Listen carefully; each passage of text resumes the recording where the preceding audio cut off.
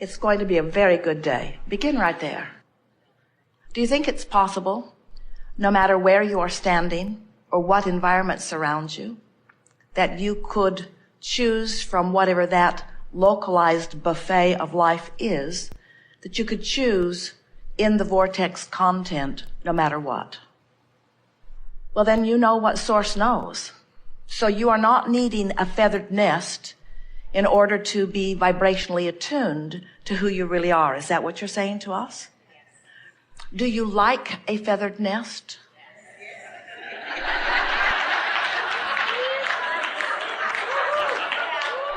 Interesting, isn't it?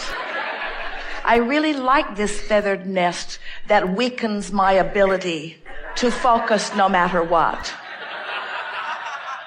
It was a trap. So what deliberate creating is really about is about being aware of where you stand at all times, isn't it? And always reaching for the best that you can find where you are. And what you begin to develop are thought muscles, so to speak. Thought muscles that are really provided by the powerful law of attraction. Because where you have been thinking is what is surrounding you. So here's another question for you. Would it be possible for you, if you'd practiced your way deliberately for quite a while, into the vortex, would it really be possible for you to be in a situation where you are surrounded by a lot of life experience that is not in keeping with what's in your vortex? Is that even possible? If you tune yourself consistently to well-being, will you constantly be challenged by unwanted things? And so it's interesting. You feather your nests by not needing a nest to be feathered. In other words, the way you provide a chronic environment that is really pleasing, where you just parlay it into higher and higher experiences of well-being and interest and satisfaction and fulfillment. The way you do that is by not needing your environment to be any special way in order to feel good, but by practicing feeling good no matter what. Practice feeling good when the environment is pleasing. Practice feeling good when the environment isn't pleasing. But now, here is the most important question of all. If you are practicing feeling good when an environment isn't pleasing, is there effort involved in that? Yes, there is, isn't there? Because you're surrounded by unwanted things. So you're focusing deliberately on more wanted things, even though there are unwanted things there. There is more effort in that endeavor, isn't there? Do you think that's what this art of allowing gathering is teaching you? Is it about efforting? It would seem so to some who are sort of monitoring what they are saying or monitoring what you are saying. Have you met any of those law of attraction police out there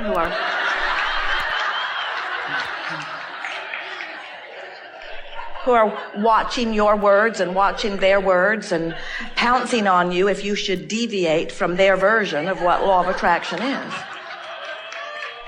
But what we're wanting you to realize is there's efforting in all of that, isn't there? In other words, standing outside of what you want, determined that you're going to focus in a better way, it takes effort, and we do recommend it. It's better than sloppily just going with whatever crowd is around you.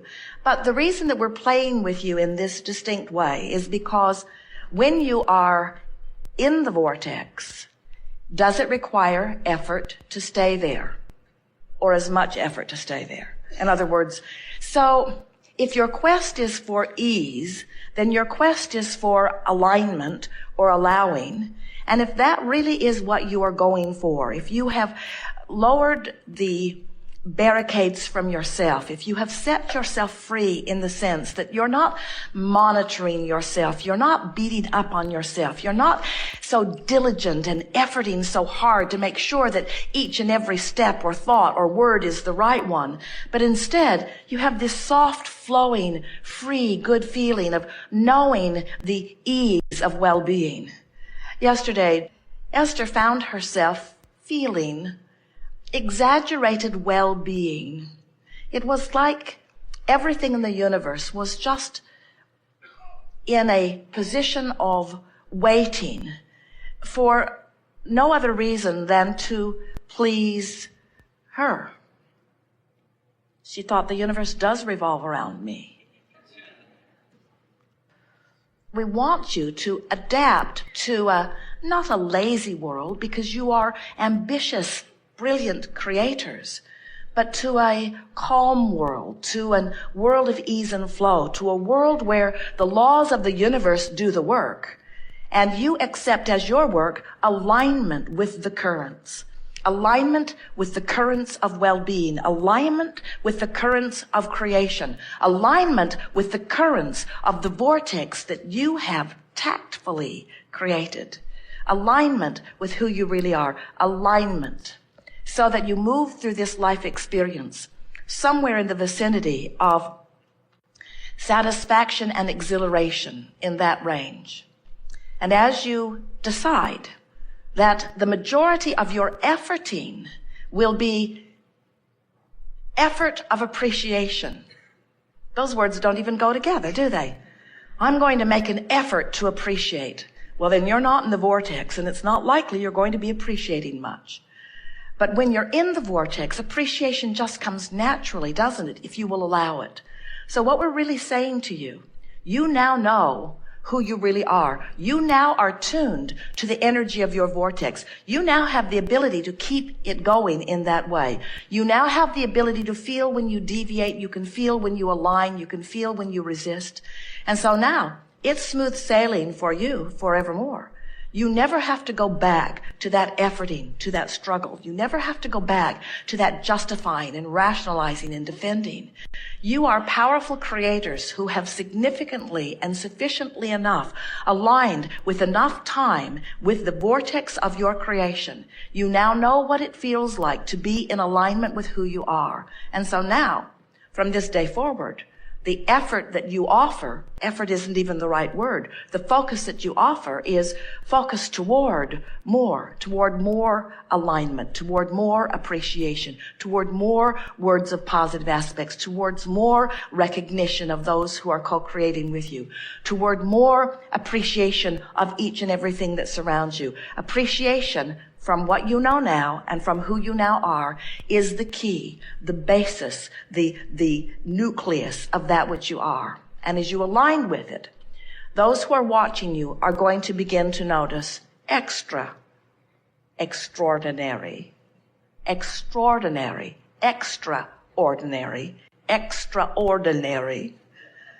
Sometimes words just please us so much. Extraordinary. In other words, there is no ordinary in the vortex. It's all extraordinary. It's interesting because when you're in the middle of contrast, because it's vivid and because it's close and because it's real and because sometimes other people see it, it is not the easiest thing to take your attention from it.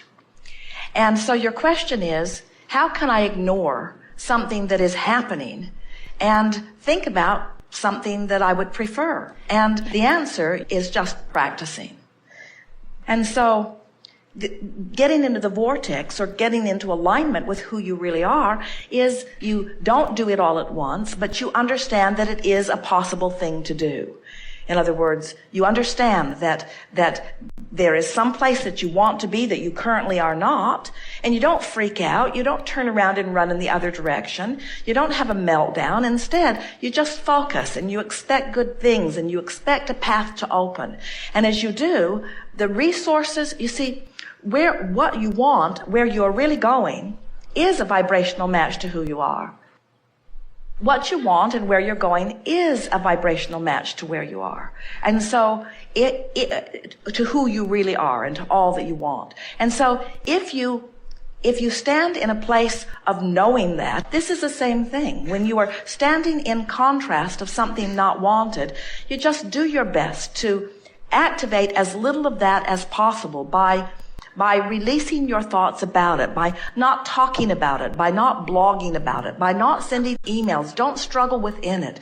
Don't try to relate to others. Don't try to get others to understand how you feel. Don't try to defend your position, or don't even try to explain your position. And don't take pictures of your position. Don't document your position. And do your best to avoid the people who want to do that with you. In other words, remove yourself from the conversations that are easy and watch for the floodgates to open. Just relax, and you don't panic, because it's coming, it's coming, it's coming, it's coming. And then off you go, sailing right off into the sunset, right where you want to be.